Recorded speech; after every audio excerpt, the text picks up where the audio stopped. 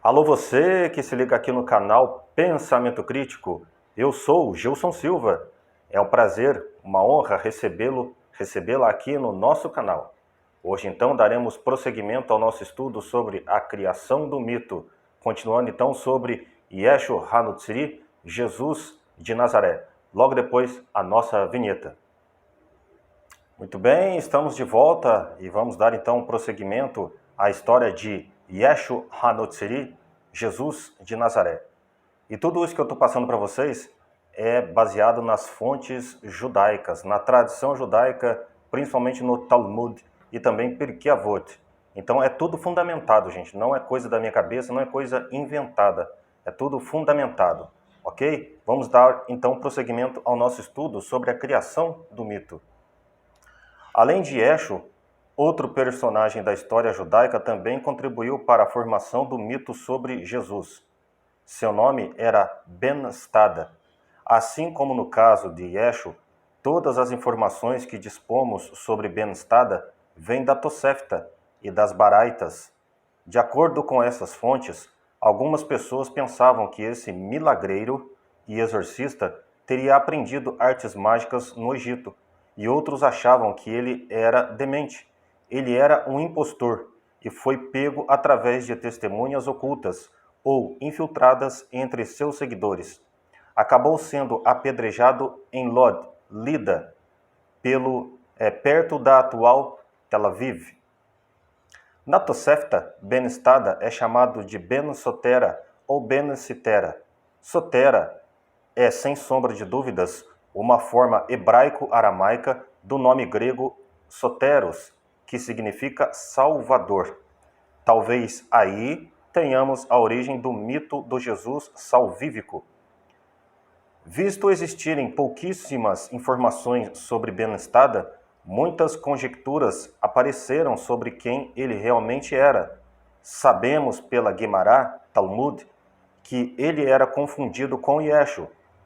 Isso provavelmente tem a ver com o fato de que ambos ensinavam doutrinas estranhas e estavam seguramente envolvidos com artes de feitiçarias e práticas mágicas. Essa aparente confusão de nomes e personagens faz até certo sentido se analisarmos o nome Ben Stada e se levarmos em conta que ele também é chamado na tradição judaica de Ben Pandera. O nome Stada lembra a expressão aramaica statda, que significa ela se perdeu. Assim, Ben Stada poderia significar o filho daquela que se perdeu. Por esta razão, pensa-se que esta expressão refere-se à mãe de Yeshua, que era uma adúltera. Até certo ponto, está certo afirmar então que trata-se de apenas um personagem histórico, cujo nome era Yeshua Ben Pandera, Yeshua, filho de Pandera, mas quem também era conhecido pelo apelido de Ben Stada, filho da perdida. Sobre isso, Rabi Ben Nazai escreve: encontrei um rolo genealógico em Jerusalém que dizia: esse tal é filho bastardo de uma adúltera. A bem da verdade, a ideia de que Maria havia sido uma adúltera nunca saiu do inconsciente coletivo da cristandade, quando percebemos que a origem de todas essas histórias cristãs encontram-se em fontes da tradição judaica, que foram seriamente deturpadas. Houve a fuga psicológica da criação do caráter virginal e de uma concepção miraculosa daquele que seria adorado como Filho de Deus. Entretanto, o peso do testemunho judaico e das pessoas que viveram a história era grande na época, e não se pode assim tão facilmente se desvencilhar da verdade. A solução encontrada? Dividir o caráter de Maria em dois, um puro e virginal, para que se pudesse manter a ideia de um Salvador. Lembra do Ben Sotera? Sem pecado. Essa seria Maria, a mãe de Jesus. A outra parte, uma prostituta, uma mulher de reputação para lá de duvidosa. É aí que entra a mitológica figura de Maria, só que Madalena. A ideia das duas Marias, na verdade, uma, seguindo a Jesus por toda parte, caiu como uma luva no pensamento pagão, tal como faziam Deméter e Perséfone, seguindo Dionísio na mitologia grega. Outros relatos da tradição sobre Escho. Talmud, Tratado Shabat 104b. Nessa porção do Talmud, Escho é chamado de mago, que aprendeu suas artes mágicas no Egito. Talmud, Tratado Sanhedrin 43a. Nessa passagem, temos os nomes dos 5 discípulos originais de Jesus, Escho, que são Matai, Buni, Todá, Naqui e Netzer. Talmud, Tratado Shabat 109a-b. Encontramos nessa seção uma declaração sobre a doutrina de Escho. Aqui ele é chamado como aquele que estraga a comida, Torá. Pirkei Avot 5:19.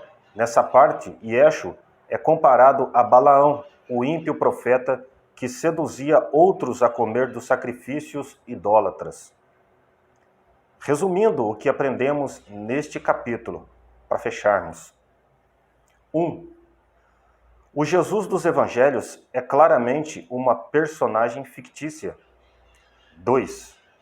Não há registros históricos confiáveis acerca de sua existência. Os poucos registros extra-Novo Testamento que existem falam, na verdade, de cristãos e não especificamente de um tal Jesus. 3. Sua vida, conforme narrada pelos evangelhos, foi na verdade baseada na vida de 2 apóstatas judeus que viveram cerca de 100 anos antes da época em que supostamente Jesus viveu. Seus nomes eram Escho ben Pandera e ben Stada. 4.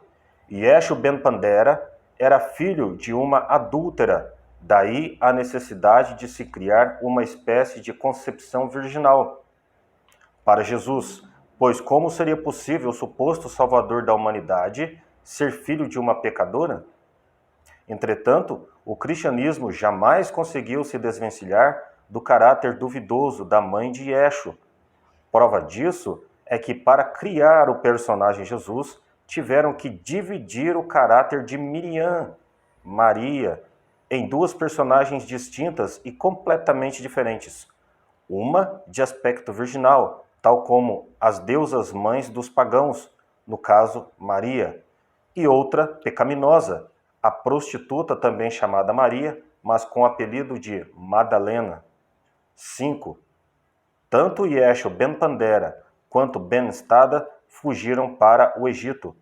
Temos um reflexo disso nos evangelhos em Mateus, capítulo 3, dos versículos 13 a 16. 6. Ambos ensinavam doutrinas estranhas ao judaísmo e eram abertamente praticantes da magia e feitiçarias. Lembra da visita dos magos ao menino Jesus em Mateus, capítulo 2, versos do 1 ao 10? Não é mesmo interessante? Muito interessante. 7. Tanto um como o outro foram executados por suas práticas abomináveis. Escho ben Pandera, inclusive, foi executado na véspera de Pessach, Páscoa. Já ouviu algo parecido? Isso está descrito no Evangelho de João, capítulo 19, versículo 14. E 8.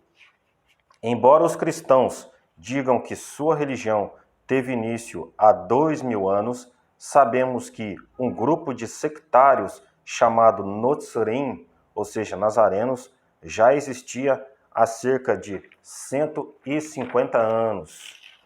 Pessoal, eu paro por aqui esse vídeo. Então, para corrigir o que eu falei no começo, esse vídeo não foi sobre Escho HaNotzri, e sim sobre Escho ben Pandera e Escho ben Stada, 2 personagens aí que têm as suas histórias semelhantes, parecidas com a de Jesus de Nazaré, o Escho HaNotzrim. No próximo vídeo nós falaremos então sobre a origem mítica dos cultos a Jesus. Forte abraço a todos vocês e até o nosso próximo vídeo, se assim Zeus quiser.